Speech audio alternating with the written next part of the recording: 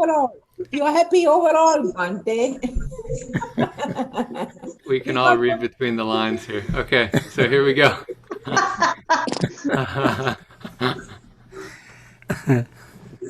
Okay, let us begin with our Very careful metta. tiptoeing. Huh? Very careful tiptoeing. Yeah. Okay. Okay. May all beings be happy and secure. May all beings have happy minds.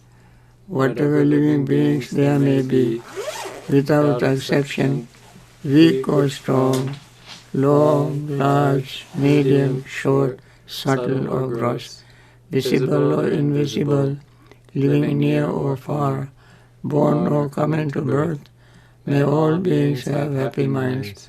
Let no one deceive another, nor despise anyone anywhere.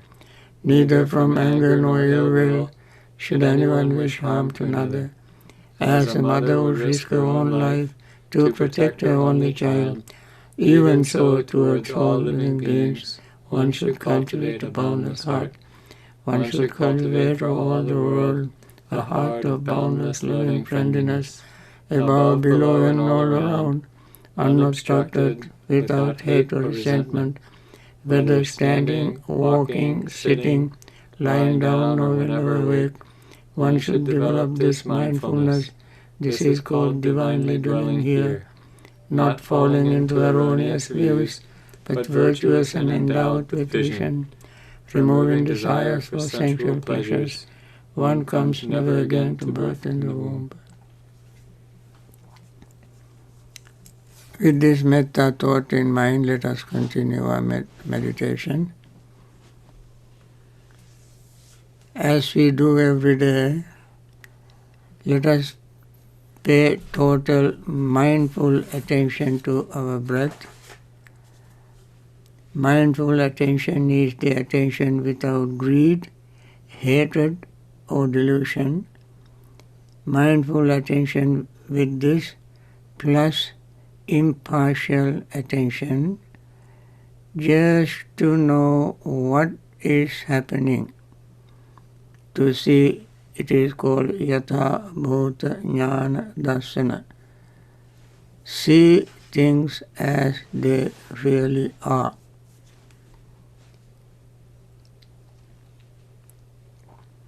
As we breathe in, we feel the touch of breath at our nostrils, and then we notice the expansion of our lungs area, expansion of our lower abdominal area. As we breathe out, lower abdomen contracts, lung area contracts, the breath leaves the nostrils.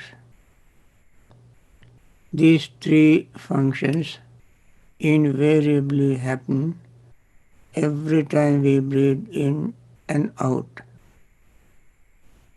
And then we notice the feeling that arises when we breathe in, feeling at least of the breath, perception of the breath, and intention or attention to the breath, consciousness. All these rise and fall together with rising and falling of the breath. Or they rise and fall much faster than the breath rising and falling. When we see this reality, our mind naturally doesn't try to hold on to anything. Therefore, mind let things appear and disappear. At that state, the body relaxes, mind relaxes, the breath relaxes. This is called Passam Bhayankara Sankarang. Asya Swamiti Sikkati. Passam Bhayankara Sankarang. Passya Swamiti Sikkati. tranquilizing or relaxing the bodily function, that is the breath, we breathe in and out. When this relaxation arises, our mind be filled with the feeling of metta, loving friendliness. Along with that arises, along with that our resentment or rigidity passes away, and arises compassion, karuna. When karuna arises, restlessness and worry fades away. And then we get more energetic, seeing our own results. That is what I would say, spiritual urgency to accelerate our practice. Because of this spiritual urgency, our sleepiness and drowsiness fade away. And then we see the results of our own practice as the nature of Dhamma. These results are called Dhamma,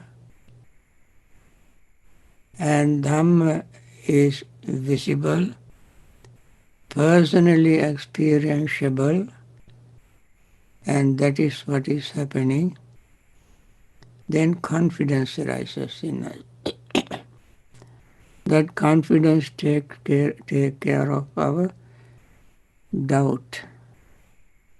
When all this happens, joy arises in our mind. The joy makes the body and mind even more relaxed and more calm and peaceful. That is called passaddhi. When that happens, happiness arises. Happiness leads to concentration. That is what the Buddha said, Sukhino chittang samadhyati. The mind of the person is full of happiness, leads to concentration. Chittang samadhyati. When concentration arises, Buddha said, Samahitang chittang yatha bhutang pajanati. Concentrated mind sees things as they really are. Here things are body, feeling, perception, thought and consciousness, the five aggregates. These are the things that the concentrated mind sees as they are. They are rising and falling, appearing and disappearing. In other words, they are impermanent.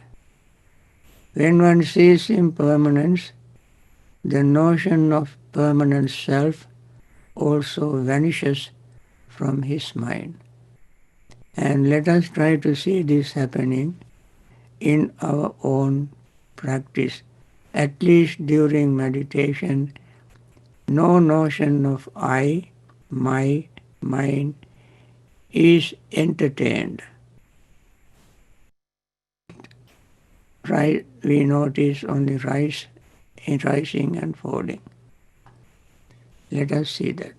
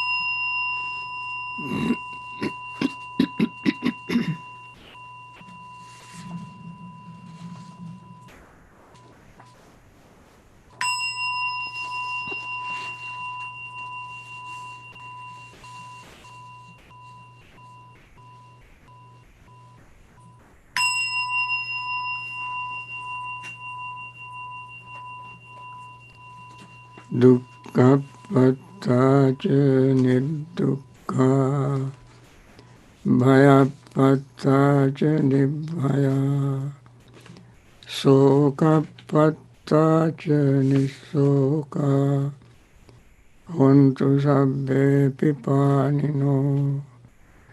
May the suffering be free from suffering. May the fear-struck be free from fear. May the grieving be free from grief. So too may all beings be. With this metta thought in mind, let us continue focusing the mind on the answers to the questions that Brian will read for me.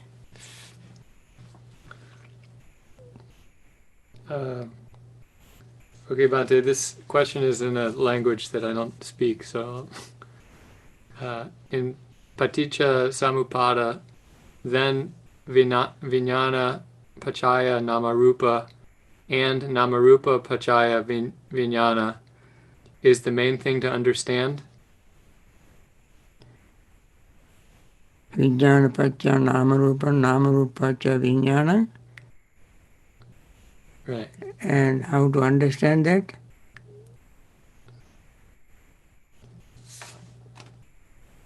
It's sort of a question fragment. Maybe we should move on to the next one. Let me see. First one, okay. In Parisavati Vijnana Pacha Namarupa Vijnana is main thing to understand. That is the question.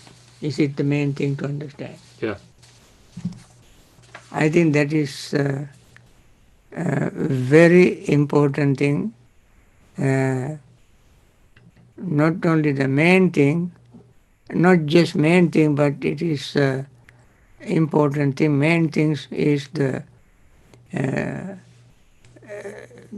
connection or dependently arising phenomenon is the main thing. That is Paticca It is called Paticca Samuppada Nyaya.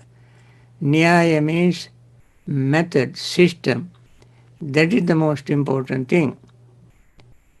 Now let us focus mind on this particular section. Vijnana pacha namarupam, namarupacha vijnanam. Dependent on mentality and materiality, consciousness arises.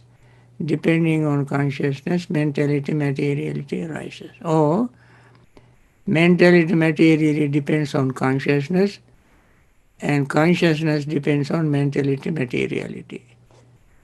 That is what is called mutually supportive factor. Anya, manya, pachaya.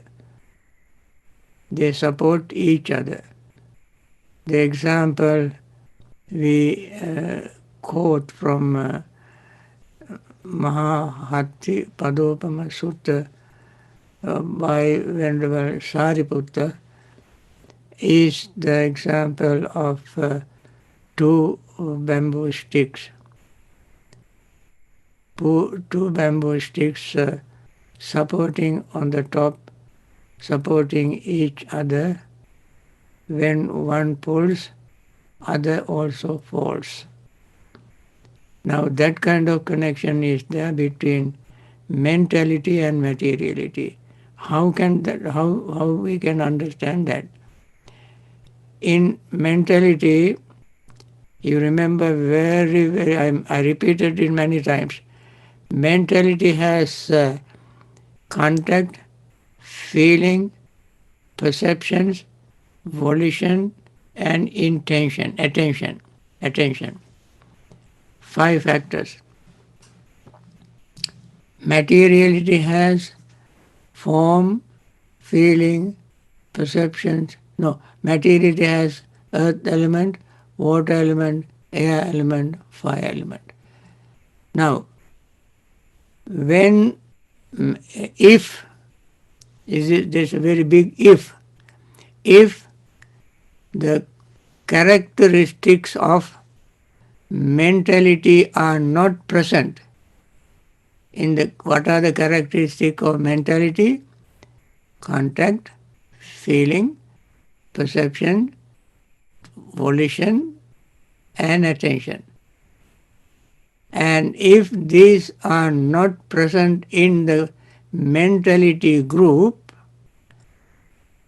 that mentality group, if they are not there, then the consciousness cannot become aware of.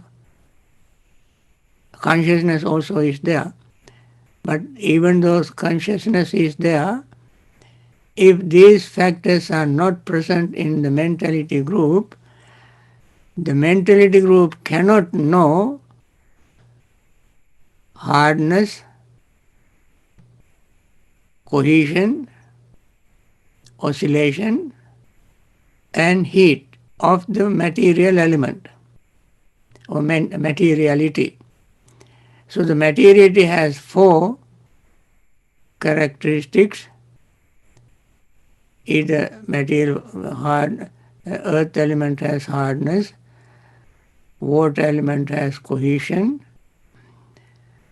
air element has oscillation, movement, fire element has radiation or warmth. If mentality group does not have those 6, including consciousness, mentality cannot understand materiality. Materiality has hardness, cohesion, oscillation, radiation. On the other hand, if those 5 components of the mentality group are absent, they are not there, then consciousness in the materiality group cannot know mentality. Now, consciousness is the common denominator. It shares the materiality components and mentality components. And yet, if one of them in the materiality group or the characteristic of materiality group are absent, even though consciousness is in mentality group, it cannot know the other side. So, and therefore, mutually the consciousness support these 2 bamboo sticks, bundles of bamboo sticks, in the middle. And when the consciousness separate from mentality group and materiality group, both will collapse. Therefore, the connection between these 2 is the consciousness. In another discourse, you will remember that Buddha mentioned consciousness as the lord of the city. 5 messengers or 4 messengers come from 4 directions and ask a gatekeeper, where is the Lord? They say Lord is sitting in the center. And each messenger coming from 4 directions delivers a message to the Lord. What is this Lord? This Lord is consciousness. The messages they bring is 4 foundations of mindfulness coming from 4 directions. And therefore, mindfulness of the consciousness and its function between mentality and materiality is very important to understand. Okay. Thank you, Bhante. Next question. Next question.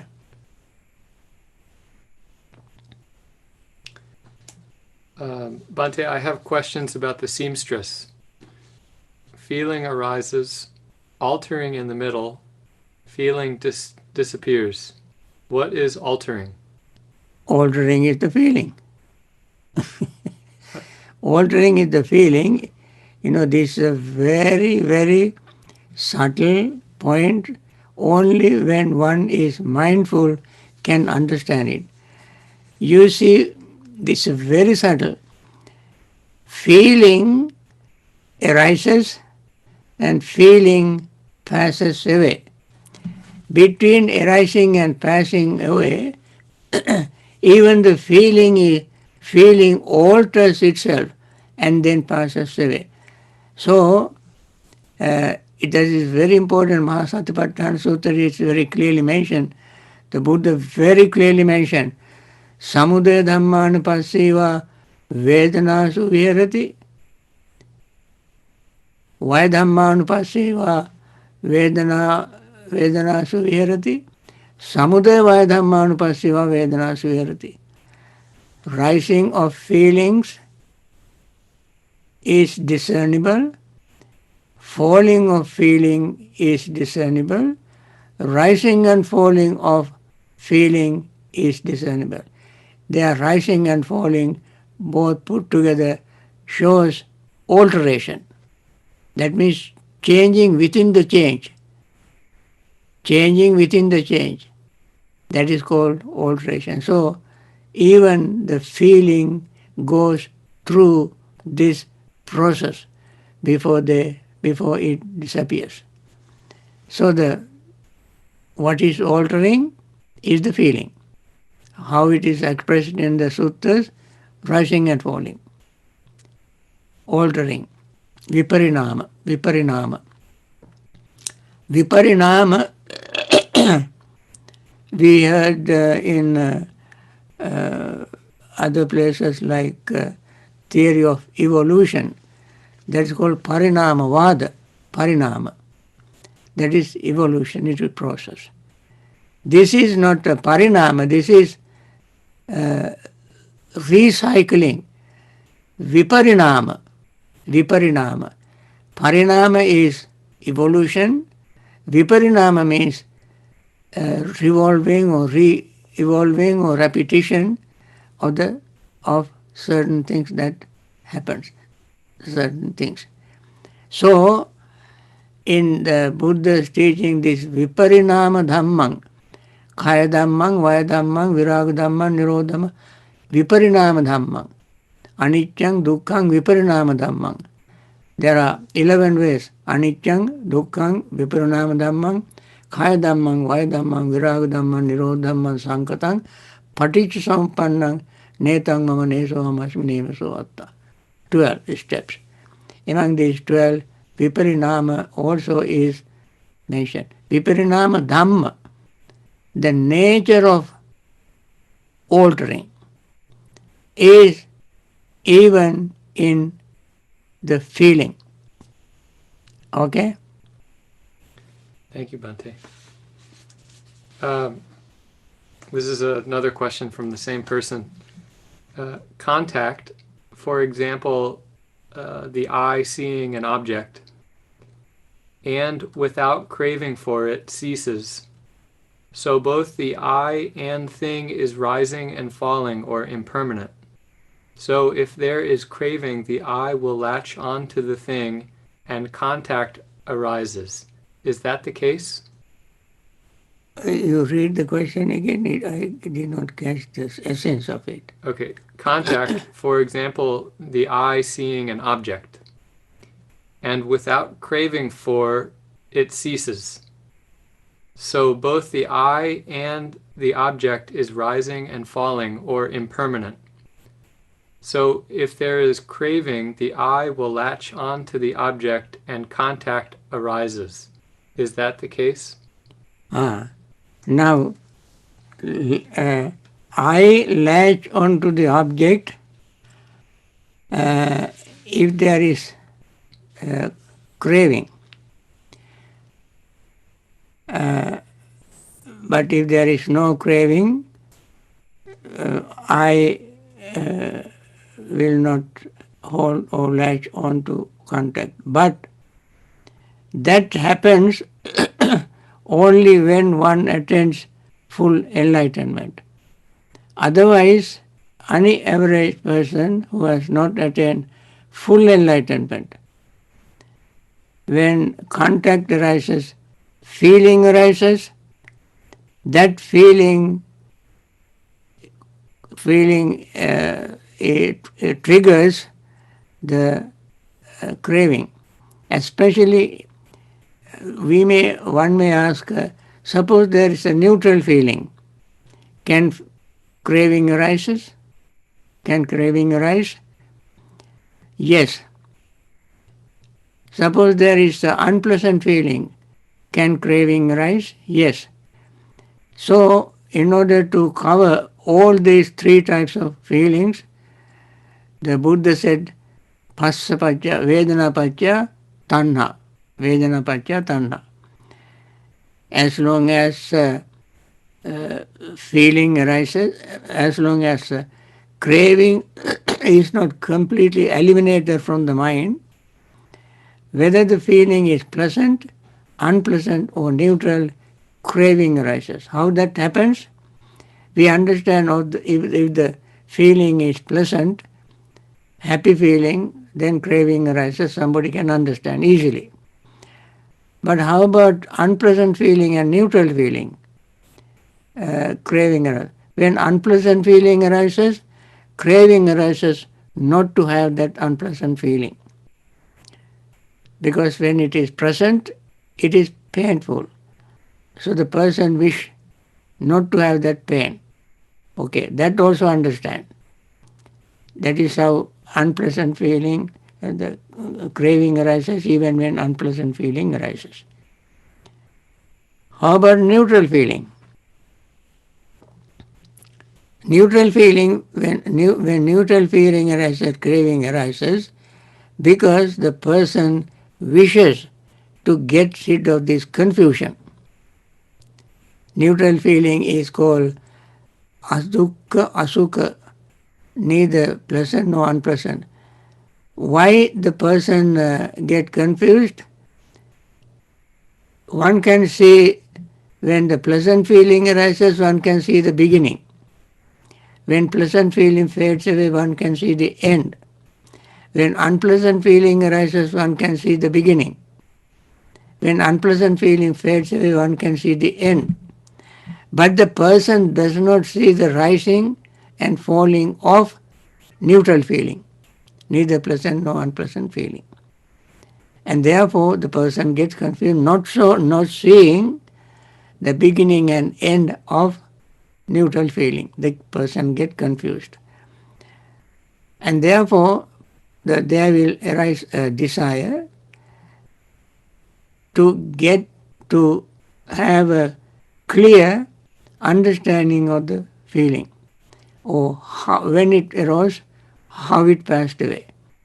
Now, even unpleasant feeling, if the person is mindful, he does not let craving arise when unpleasant neutral feeling arises, but he tries to see impermanence of neutral feeling. Watch, just watch, wait, pay attention. Then you will see even neutral feeling is not permanent. And only then the person knows, only at that time the person will not have craving, desire. That happens, the one who has attained full enlightenment is the one who understands impermanence perfectly well. When one understands impermanence perfectly well, in that person's mind, craving or desire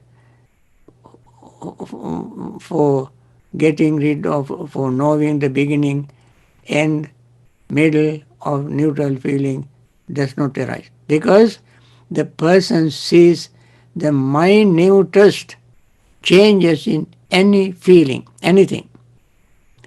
That's what I was emphasizing every day. When you gain concentration, in the concentrated state of mind, you see things in the dark. That means the mind is so sharp and clear, any tiny little change you can see with the concentrated mind. Okay. Another question. Thank you, Bhante. In the 10 fetters, the first heavy fetter is Sakaditi, belief in self. The 5th refined fetter is Avijja, or ignorance.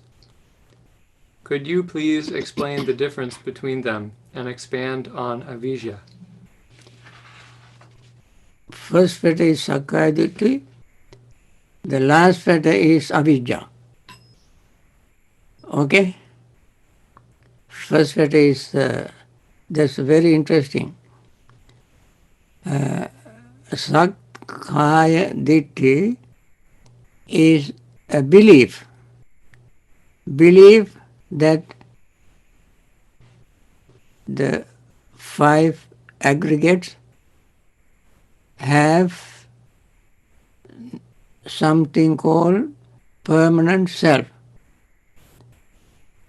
So, therefore, that is a very heavy, powerful Michaditi, wrong view.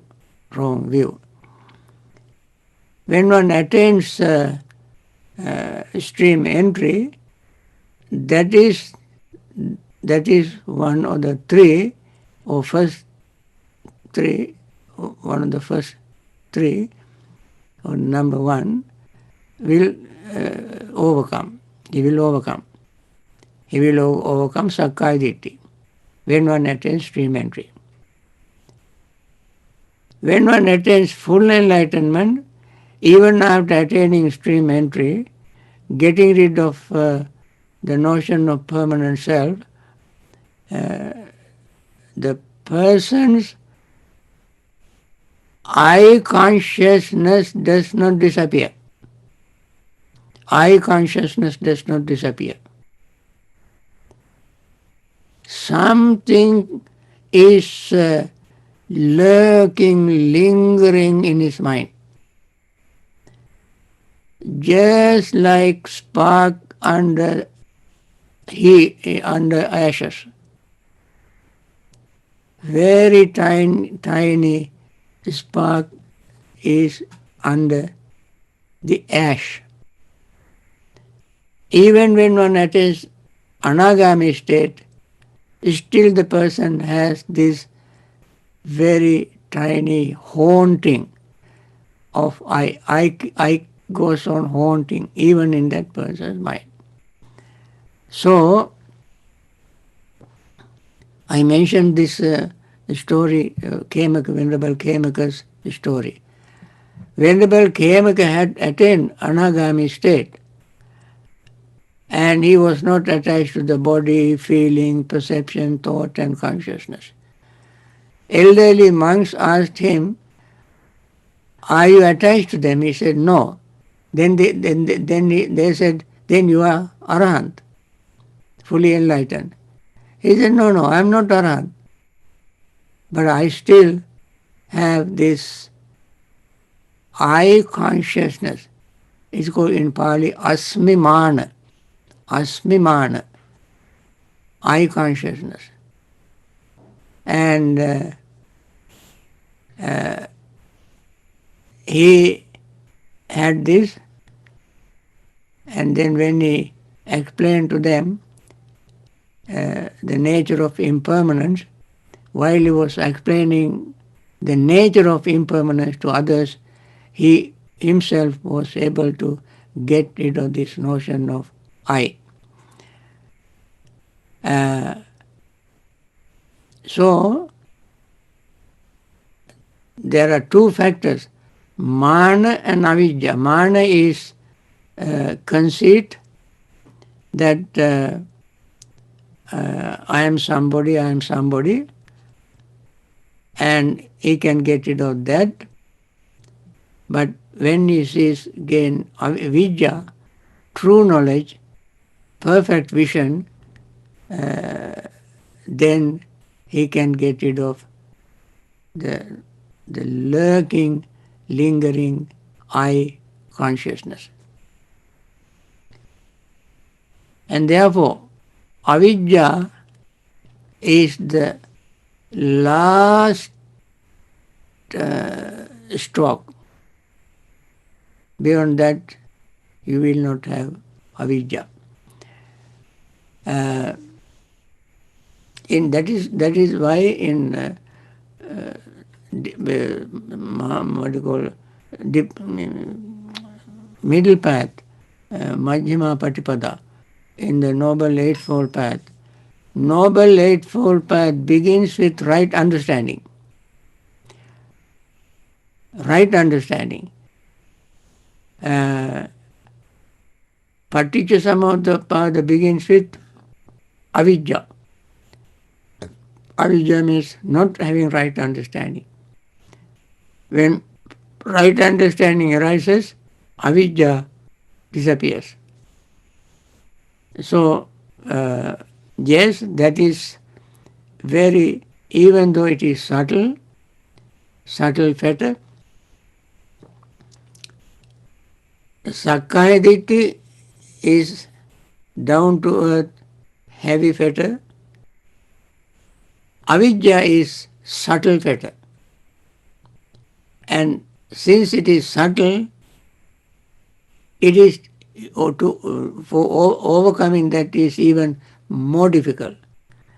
Gross part relatively easy to overcome.